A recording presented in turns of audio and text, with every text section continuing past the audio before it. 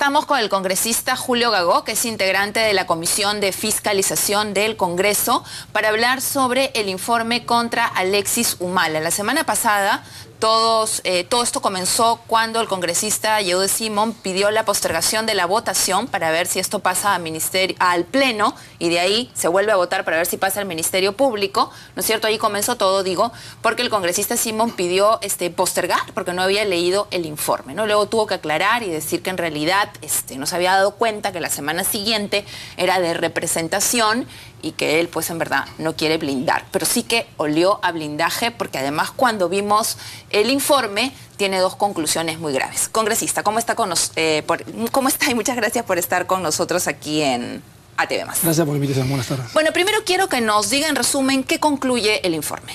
Bueno, antes de hablar del informe, yo creo que hay que hablar de la bancada de Gana Perú. Siempre se ha hablado en el Congreso de la República, y esto lo dijo el presidente Ollanta Humala muy claro, que no iba a permitir ningún acto de corrupción en su gobierno, y mucho menos lo aclaró de su familia, justamente cuando salió este problema del viaje a Rusia, el problema de Alexis Humala, que a todos los peruanos nos parece muy bien y que es correcto.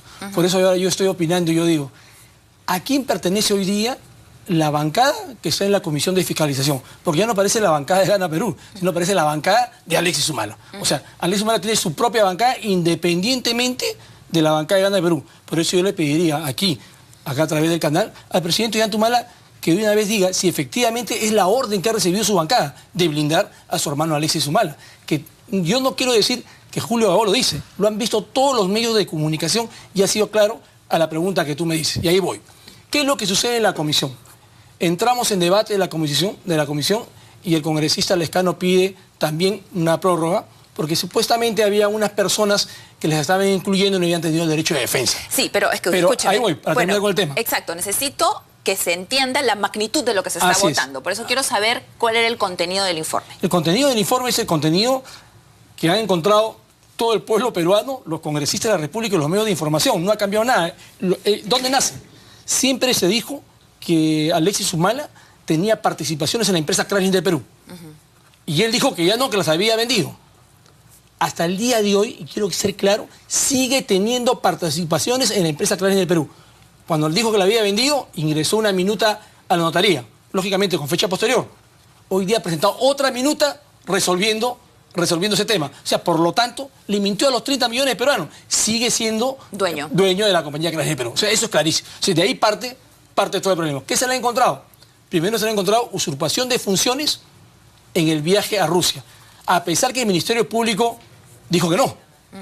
Pero estuvo mal enfocado. ¿Por qué? Cuando se hablaba de usurpación de funciones se hablaba acerca de la emisiva que había enviado el presidente Ollanta Humala para que lo reciban a su hermano, como un enviado especial. Lógicamente el Ministerio Público dijo que no, porque el presidente de la República dijo que esa carta él nunca la había entregado a su hermano Alexis. Entonces por ahí salió descartado. Pero cuando hablamos de usurpación de funciones, nosotros nos referimos al gobierno que estaba en ese momento en pleno ejercicio, que era el gobierno de Alan García. Porque la Cancillería del gobierno de Alan García en ningún momento le dio facultades ni ninguna emisiva para que vayan representación del pueblo peruano a este viaje a Rusia. O sea, ahí va usurpación de funciones clarísima, claramente. El otro es falsificación de documentos, porque si el presidente Ollanta Humala dijo que esta emisiva nunca la había firmado él y que era falsa, por lo tanto, Alexis Humala se presenta ante la Federación Rusa supuestamente con esta emisiva diciendo que era el presidente Ollanta Humala.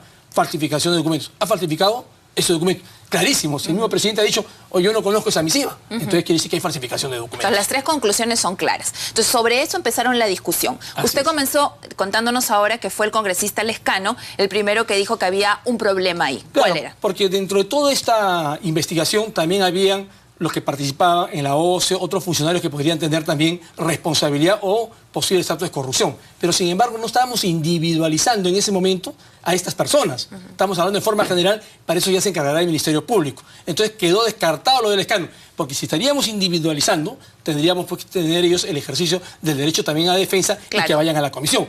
Claro, esa era la objeción. Esa era la objeción principal.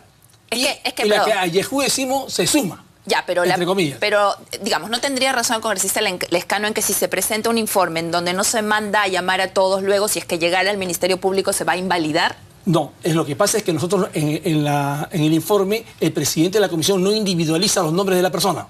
Habla en forma general. Dice, también puede haber estas personas, pero no está individualizando que esta y esta así como en el caso de Alexis Humala, que si haya que usurpación de funciones, que hay falsedad genérica, que hay colusión, no está individualizando. Por lo tanto, eso se debe encargar el Ministerio Público, el órgano jurisdiccional correspondiente. Porque nosotros no somos un órgano del Poder Judicial, nosotros solamente somos un poder legislativo.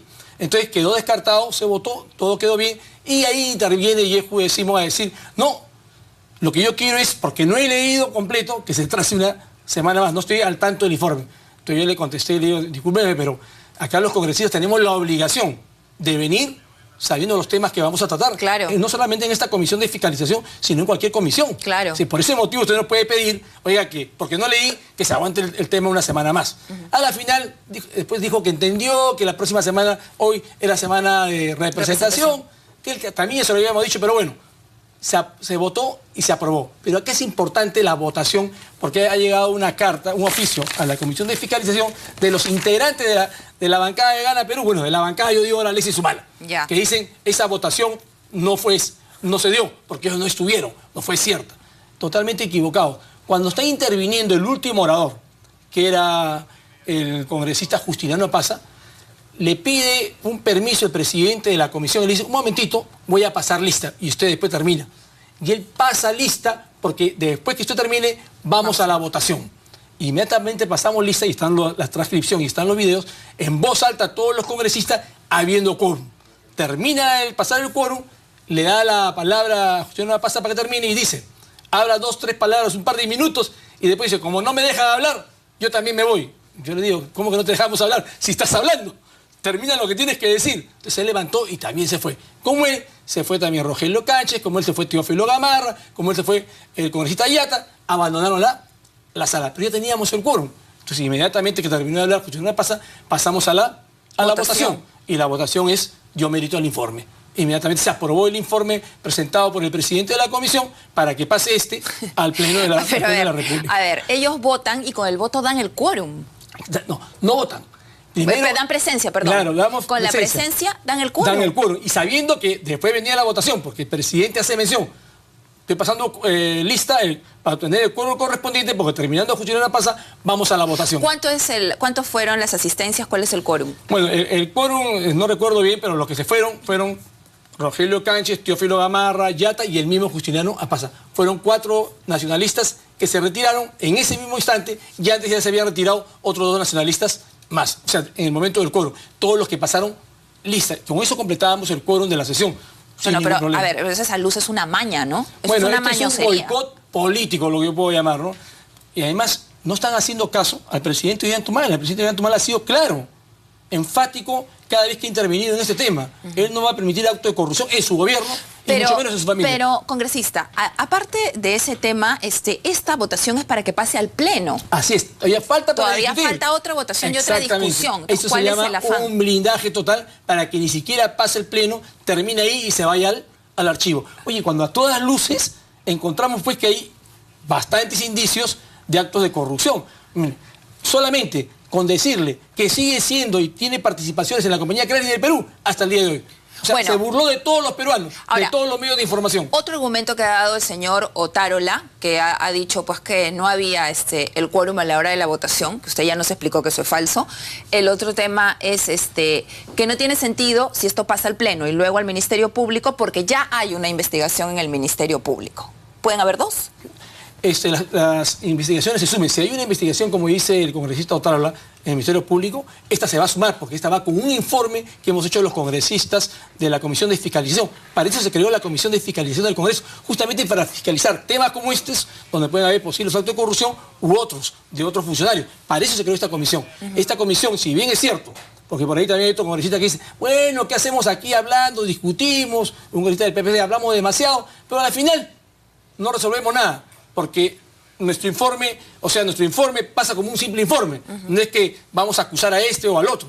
Pero ahí creo que está equivocado, porque somos poder legislativo.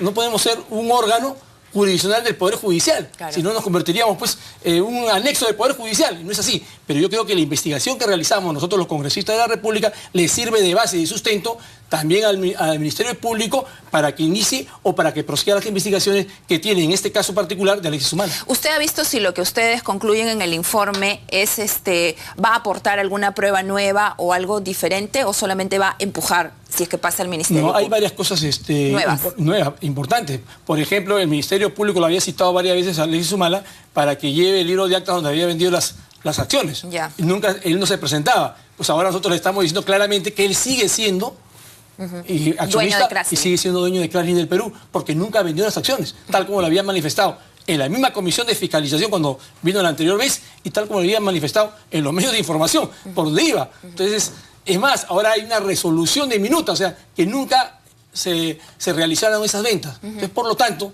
oye, sigue siendo accionista de Crashlink del Perú, por lo tanto hay indicios más que suficientes para que se haga una investigación. Ahora, ¿qué futuro tiene esto? Porque la verdad que los ciudadanos escuchamos, vemos el tema y, o sea, formalmente ya se aprobó el paso al Pleno. Al Pleno. Ahora hay que discutirlo en el Pleno y espero también que en el Pleno no haya otro blindaje. Ya, pero ellos han presentado una carta para anular esa votación. Así es. ¿Qué pasa con esa carta hasta ahorita? Bueno, esa carta ahorita la vamos a ver posiblemente en la próxima reunión, en la próxima sesión de la Comisión de Fiscalización. Ellos van a pedir seguramente una solicitud para que se haga nueva votación, para admitir la solicitud, el oficio que ellos están dando. Y según el reglamento, para admitir esa solicitud que ellos están pidiendo, no tiene que haber una causa. O sea, simplemente yo como congresista de la República puedo decir, no estoy de acuerdo con esta votación, así que quiero que me emitan la solicitud para volver a hacer, ¿cómo se llama? La votación. Entonces se va a tener seguramente que debatir y se va a tener que votar para ver si se admite el oficio que han presentado. Yo creo, y por lo que he podido apreciar con los integrantes de la Comisión de Fiscalización, yo creo que esa solicitud no va a prosperar. No va a prosperar. Por lo tanto, valdría ya la votación y tendríamos que esperar la discusión en el Pleno. Exactamente. Eso sería. Eso sería. Muy bien, congresista. ¿Y qué sensación le queda de todo esto? Bueno, primero que si como congresista de la República en una comisión de fiscalización vamos a investigar a una persona, sea hermano del presidente o sea cualquier otro funcionario público, yo creo que no puede haber blindaje. No solamente me refiero a la bancada oficialista, sino a cualquier bancada, ni el fujimorismo, ni el PPC, porque yo creo que no podemos blindar actos de corrupción. O sea, lo que quiere hoy día la población del Congreso de la República es que el Congreso también sea transparente en sus actos, y no porque hay convenios o acuerdos políticos a sabiendas que tal persona puede estar metido en un acto de corrupción, blindarlo. Claro. Yo creo que eso es lo peor que podríamos hacer como congresistas de la República frente a la población peruana. Bien, congresista, muchas gracias por haber venido a explicarnos el punto sobre esta investigación que vamos a hacer.